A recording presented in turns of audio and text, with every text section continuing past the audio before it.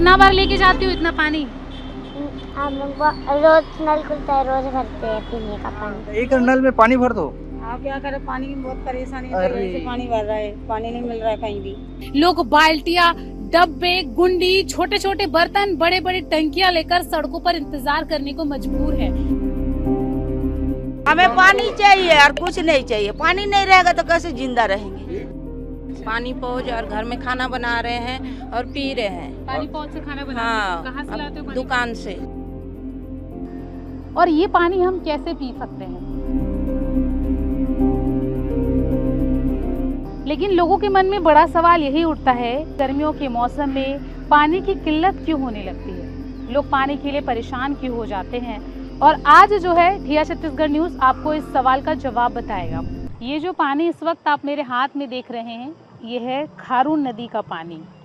और आप यकीन करिए कि यही जो पानी है वो पूरे रायपुर के 70 वार्डों में पहुंचाया जाता है। और आप सोचकर ये हैरान हो जाएंगे कि भला खारून नदी के इस पानी को हम तक कैसे पहुंचाया जाता है और ये पानी हम कैसे पी सकते हैं।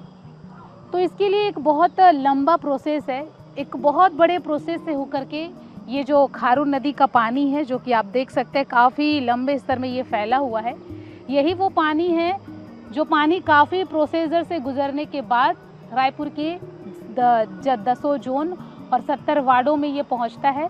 और ये वही पानी है जिस पानी को हम पीते हैं और यही पानी को जो है हम अपने रोज़मर्रा के जीवन में जो भी ज़रूरत के इस्तेमाल है हम इस पानी का करते हैं।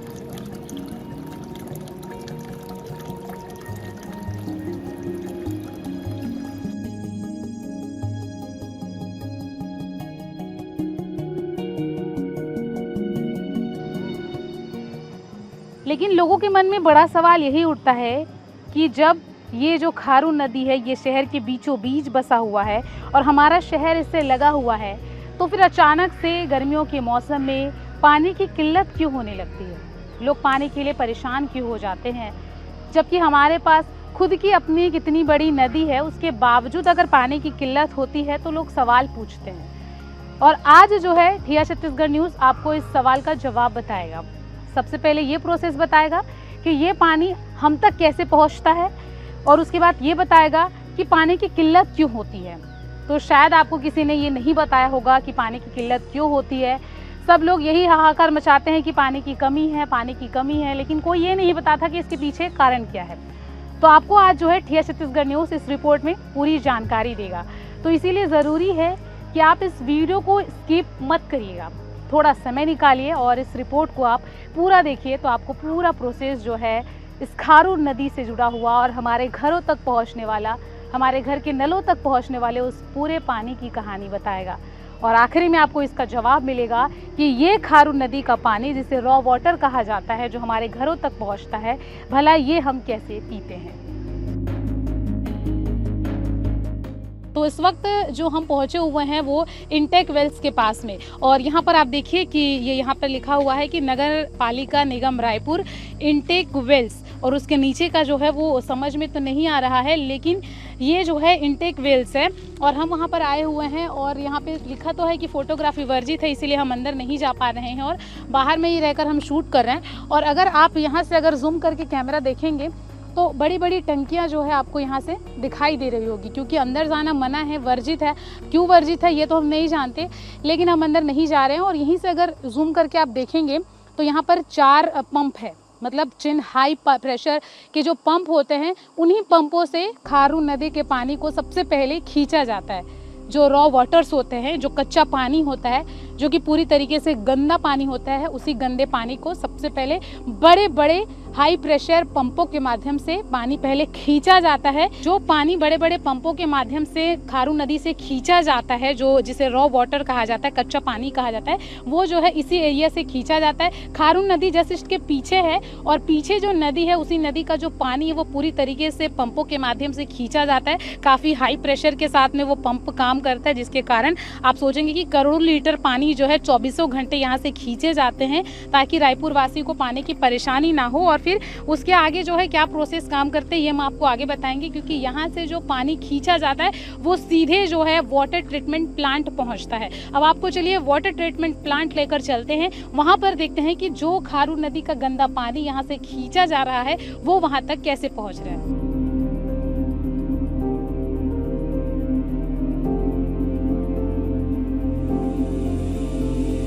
और जैसा कि आगे आपने देखा कि कैसे खारून नदी का पानी बड़े बड़े पाइपों के माध्यम से आता है, तो ये आप ज़मीनी हकीकत भी देख लीजिए कि स्थिति यहाँ पर क्या है।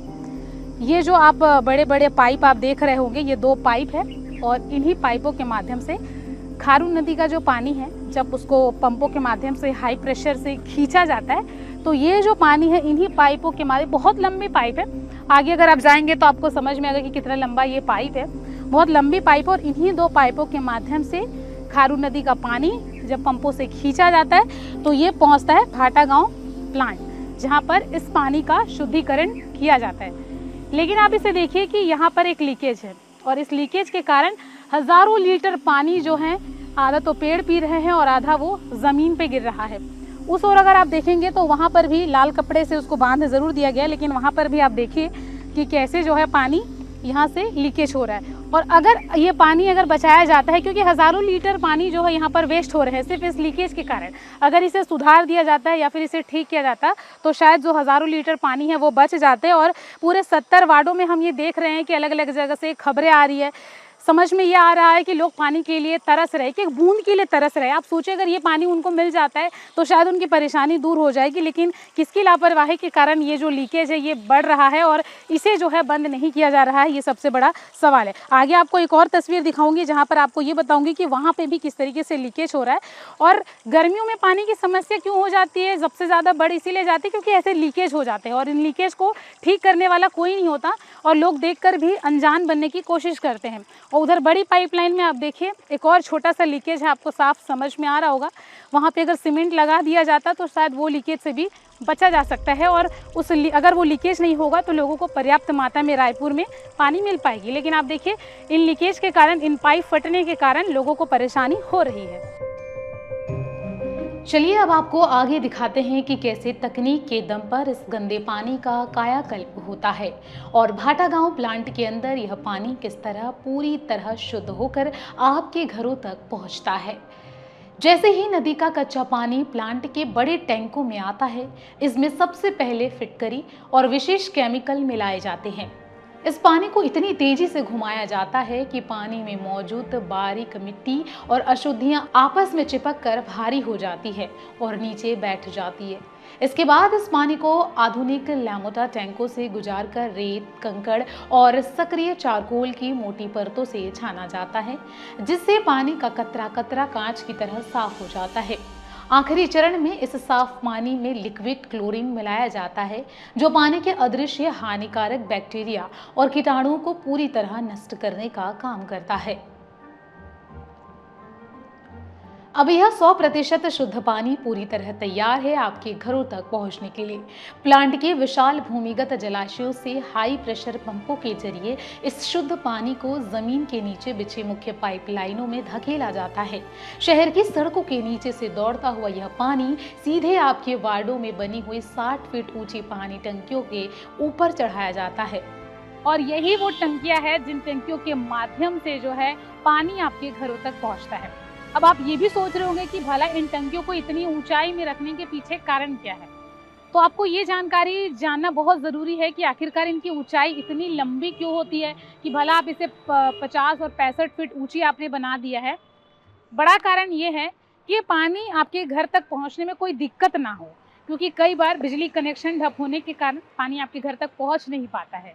लेकिन अगर नगर निगम इस पानी की टंकी को इतनी ऊंचाई पर रखता है तो जब पानी पावर प्लांट से शुद्धिकरण होने के बाद इस टंकी में आता है, बड़े बड़े पाइपों के माध्यम से पानी शुद्धिकरण प्लांट से जो है यहाँ टंकियों में पहुँचता है और जब टंकियों में आता है, ऊपर पानी जब चढ़ता है, पूरी तरीके से टंकी भरता है, तो उसके बाद जो है तय समय पर इन टंकियों के जो दरवाजे होते हैं उसको खोला जाता है और जब उसे ओपन किया जाता है तो उसके बाद ग्रेविटी के कारण बहुत ही फोर्सफुली वो जो पानी है वो जितने भी पाइप्स नीचे की तरफ लगे हुए होते हैं, मतलब ये एक वार्ड है और इसी वार्ड के अंदर जितने भी नल कनेक्शन होंगे फोर्सफुली वहाँ से जाएगा। ग्रेविटी के कारण जो पानी दबाव से नीचे आएगा वो पूरा पानी जो है स्पीड के साथ में लोगों के घरों तक पहुँचेगा, इसीलिए जो है इसे इतनी ऊंचाई पर रखा जाता है। लेकिन एक बड़ा प्रॉब्लम लोगों के सामने ये आता है कि गर्मियों के दिनों में पानी की किल्लत क्यों हो जाती है। दरअसल खारून नदी जो है जीवनदायिनी नदी है और वो जो है मौसमी नदी है और मौसम में उसका जो पानी है वो परिवर्तित होते रहता है और गर्मी तेज पड़ने के कारण जो है उसकी पानी सूखने लगती है। अब जब वहाँ का पानी कम होता है तो कारण ये बन जाता है कि जितना पानी जो है पंपों से खींचा जाना चाहिए, मतलब 24 घंटे में जितना पानी चाहिए रहता है मतलब शुद्धिकरण के लिए, तो वो पानी जो है उनको पर्याप्त मात्रा में नहीं मिल पाता, जिसके कारण पानी की किल्लत होती है और पावर प्लांट में भी पानी नहीं पहुंच पाता। अब भाटा गांव के पावर प्लांट में अगर पानी सही मात्रा में पहुंचेगा नहीं तो आप सोचिए कि वो शुद्धिकरण होकर इस टंकी में कैसे आएगा। इसीलिए जो है अक्सर गर्मियों के दिनों में ये परेशानी होती है। लेकिन खारून नदी में कहा जाता है कि अगर पानी की कमी होती है या फिर अगर उसमें सूखापन देखने को मिलता है तो धमतरी के गंगरेल बांध से, जिसे रविशंकर डैम भी कहा जाता है, वहाँ से पानी लाया जाता है और उसके बाद में जो है पूरी तरीके से पानी लोगों को पर्याप्त मात्रा में पहुँचाने की कोशिश की जाती है।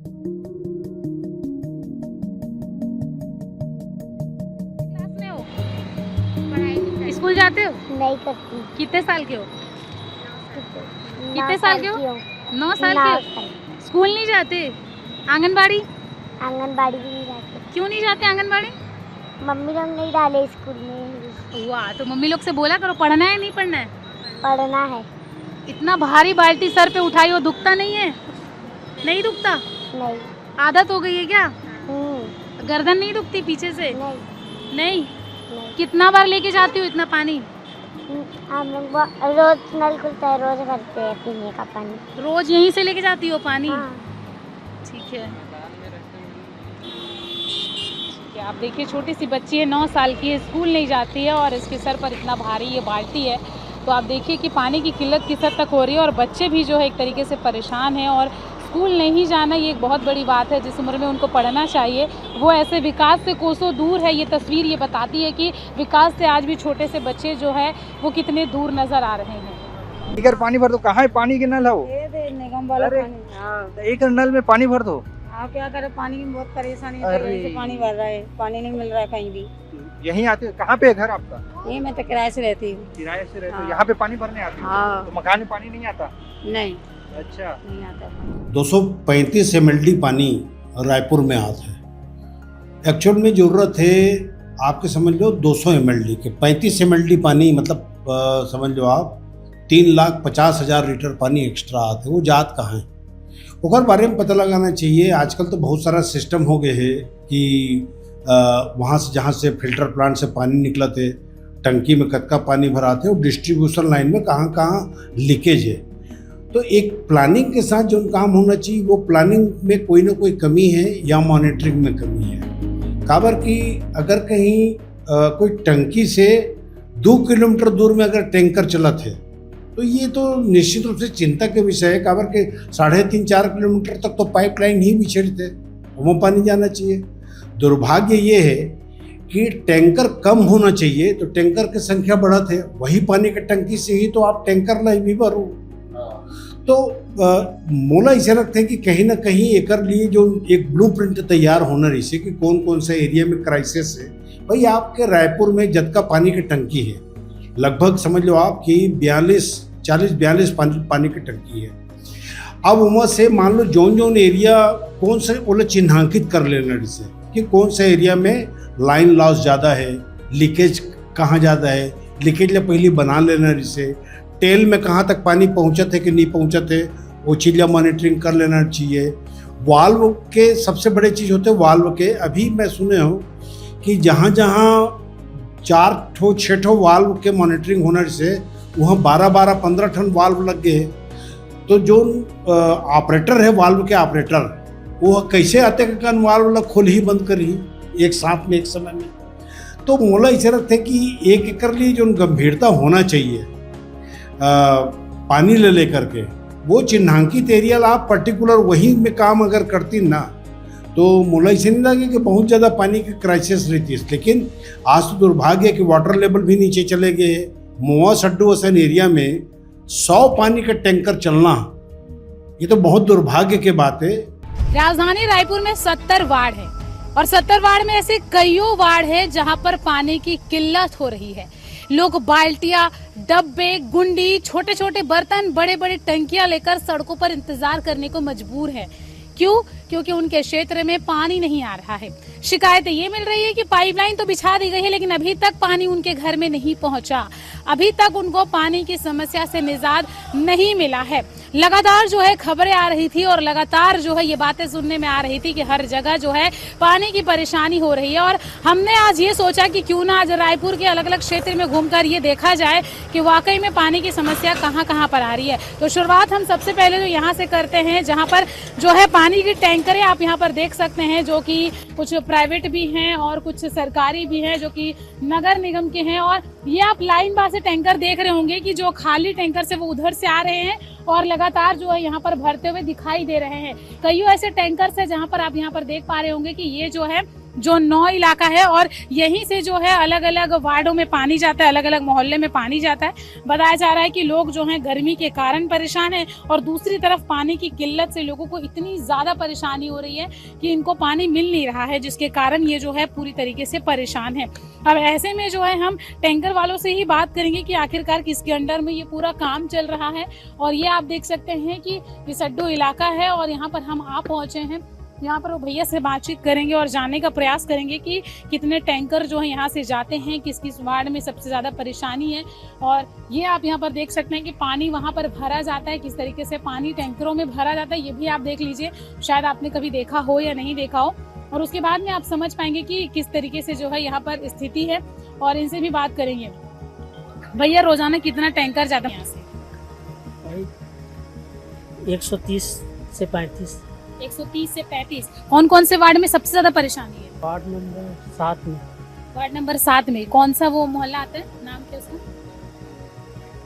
गणेश दलदर सिंह दयानगर ना, दयानगर। कौन कौन से नगर में ज्यादा परेशानी हो रही भैया पानी की? अभी तो दयानगर, द्वारका नगर पूरा सूख गया है। पूरा सूख गया हाँ, है। गणेश नगर क्या स्थिति है वहाँ की? बस डब्बा बाल्टी में पानी दे रहे हैं। डब्बा बाल्टी नल वल आता ही नहीं है वहाँ पे क्या? नल आता है लेकिन नॉर्मल आता है, नॉर्मल आता है। पाइपलाइन बिछी हुई है वहाँ पर? अब बिछी है लेकिन पानी नहीं आता।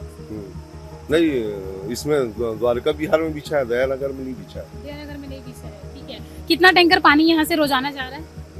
मान के लो 160-70 टैंकर। अच्छा, 160 से टैंकर जा रहा है। गर्मियों की इस चिलचिलाती धूप में जहां शहर के एक कोने में बूंद बूंद पानी के लिए आज बस्तियों में लड़ाई चल रही है तो वहीं दूसरे कोने में किसी आलीशान घर के सामने पीने के पानी से गाड़ियां और आंगन धोए जा रहे होते हैं।